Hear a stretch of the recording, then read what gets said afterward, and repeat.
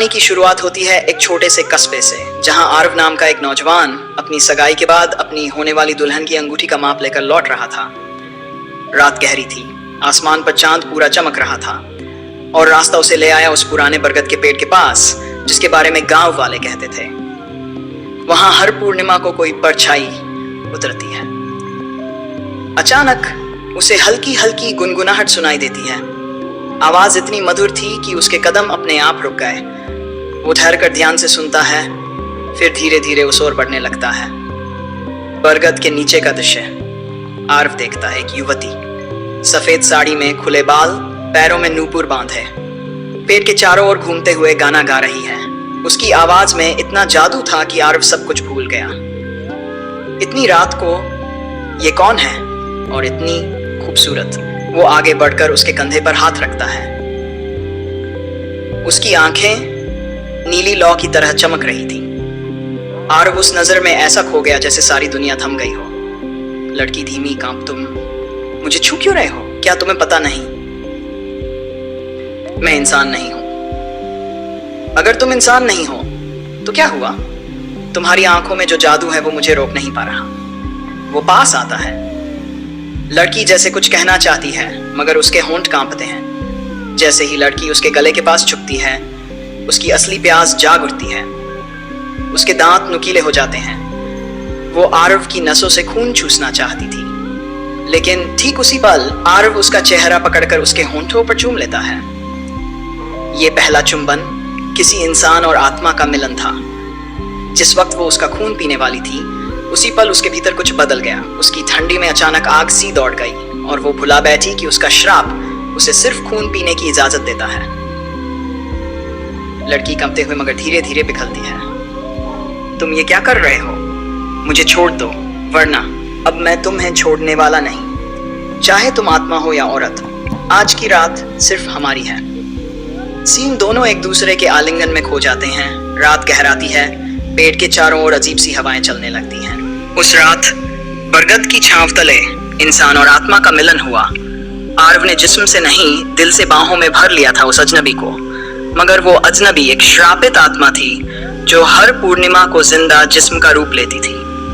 Scene Aarav और लड़की तुमने मुझे छुआ, मेरे होंठ चूमे। क्या तुम्हें डर नहीं लगता?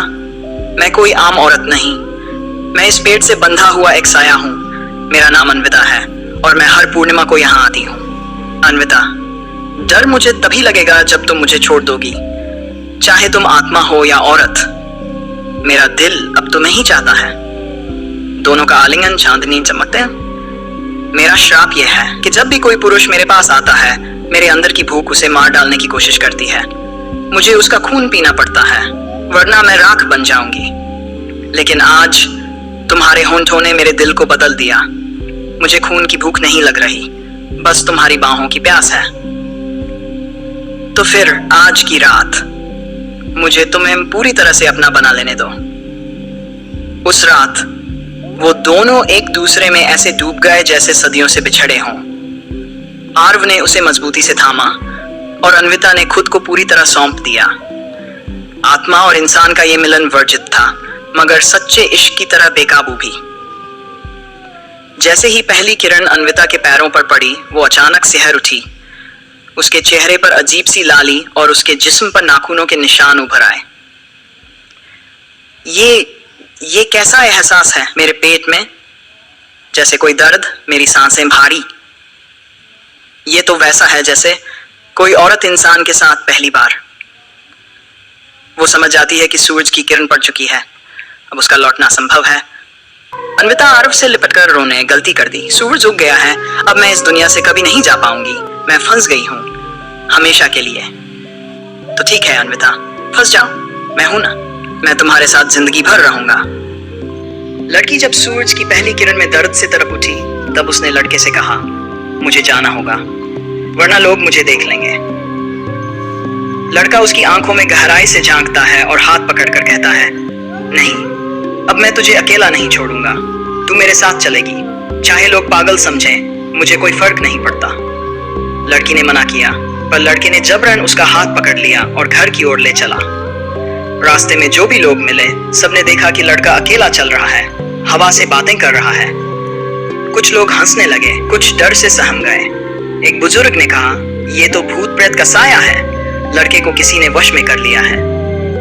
लड़का परवाह किए बिना घर पहुंचा। घर वालों ने देखा कि लड़का अकेला कमरे में बात कर रहा है, कभी मुस्कुरा रहा है, कभी किसी को गले लगा रहा है। मां घबरा गई। हे भगवान, हमारे बेटे को क्या हो गया? लगता है सचमुच किसी छाया ने पकड़ लिया है। पड़ोसी भी इकट्ठा हो गए। सबने सलाह दी किसी ओझा कबीराज को बुलाया जाए। ये सुनकर लड़की भूतनी डर गई। उसने तुरंत लड़के के कान में फुसफुसाकर कहा, अगर उन्होंने मुझे देख लिया तो मैं हमेशा के लिए खत्म हो जाऊंगी। मेरी एक ही बात मानो, तुम सबके सामने राजी हो जाओ शादी के लिए, लेकिन रात को सिर्फ हमारे कमरे में मैं तुझसे मिलूंगी। लड़का मजबूरी में मान गया।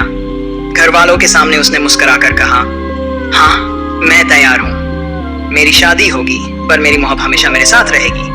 सबने समझा कि अब लड़का ठीक हो गया है। शादी की तैयारियां फिर से तेज हो गईं। कमरे में गुलाबों और चंदन की खुशबू घुली हुई थी। चारों तरफ दियों की रोशनी थी, बीच में सजी हुई फूलों की सेज। दरवाजा बंद होते ही लड़के का दिल जोर जोर से धड़कने लगा, पर उसके सामने जो नजारा था उसे देखकर उसकी धड़कनें थम गईं। एक ओर उसकी दुल्हन लाल लहंगे में सजी शर्म से झुकी बैठी थी, और दूसरी ओर वही नीली आंखों वाली रहस्यमयी लड़की, वही जो बरगद के नीचे मिली थी। उसकी आंखें अब और भी ज्यादा चमक रही थी, मानो आग और मोहब्बत दोनों एक साथ जल रही हों। लड़का हका बका रह गया। ये कैसे मुमकिन है? एक ही सेज पर दो दो औरतें। वो धीरे धीरे आगे बढ़ा। भूतनी जैसी लड़की मुस्कुराई और कान में फुसफुसाई, याद है तूने मुझसे वादा किया था, तू सिर्फ मेरा है। आज की रात मैं तुझे किसी के साथ बांटूंगी नहीं। उसकी आवाज में इतनी कशिश थी कि लड़के की रूह कांप गई। उसका बदन पसीने से भीगने लगा। भूतनी ने अपना हाथ उसके सीने पर रखा। जैसे जैसे उसकी उंगलियां नीचे सरकती गईं, लड़के का शरीर बेकाबू होने लगा। वो अचानक उसे अपनी ओर खींच लेती है। उसके होंठों पर गर्मागर्म चुंबन जड़ देती है। लड़का कुछ समझ नहीं पाता, बस उसके होंठों में खो जाता है। वो किस इतनी लंबी थी कि लड़के की सांसें रुकने लगी। इसी बीच दुल्हन घूंघट हटाकर देखती है तो उसे लगता है लड़का अकेला हवा में हाथ हिला रहा है। वो डर जाती है, पर लड़के की नजर में तो भूतनी एक हसीन औरत थी, जिसके होंठ, जिसकी सांस, जिसकी छुअन उसे पागल बना रही थी। धीरे धीरे दोनों के बीच जबरदस्त इश्क की आग भड़क उठती है। भूतनी खुद को रोक नहीं पाती और पूरी तरह उसके आगोश में समा जाती हैं। उसके नाखून लड़के की पीठ पर चलने लगते हैं, जिससे लाल लाल खरोंच के निशान पड़ जाते हैं। रात बढ़ती जाती है और उनका रिश्ता अब सिर्फ मोहब्बत नहीं बल्कि एक पवित्र कैद बन चुका था। सुबह की पहली किरण जब खिड़की से आकर भूतनी के पैरों पर पड़ती है तो वो कराह उठती है। उसका चेहरा बदलने लगता है, आंखों की चमक और भी डरावनी हो जाती है। लेकिन इस बार कुछ अलग हुआ। वो अचानक अपने पेट को पकड़ लेती है और धीमे स्वर में कहती है, ये कैसा एहसास है? क्या मैं इंसान बन रही हूं? लड़का हैरान रह गया, क्योंकि पहली बार उस भूतनी ने एक सच्ची औरत की तरह पीड़ा और सुख दोनों को महसूस किया था। और दोस्तों, ये तो बस शुरुआत है, असली खेल तो अभी बाकी है। सुहागरात की इस रहस्यमयी रात ने लड़के और भूतनी की तकदीर बदल दी है। अब आगे क्या होगा? क्या वो सचमुच इंसान बन जाएगी या फिर ये मोहब्बत उसे और गहरी कैद में ले जाएगी? इसका राज खुलेगा अगले पार्ट में। तो दोस्तों, अगर कहानी पसंद आई हो तो लाइक, कमेंट और सब्सक्राइब जरूर करें। और हाँ, कमेंट में बताइए अगला पार्ट आप और भी ज्यादा रोमांटिक चाहते हैं या डरावना।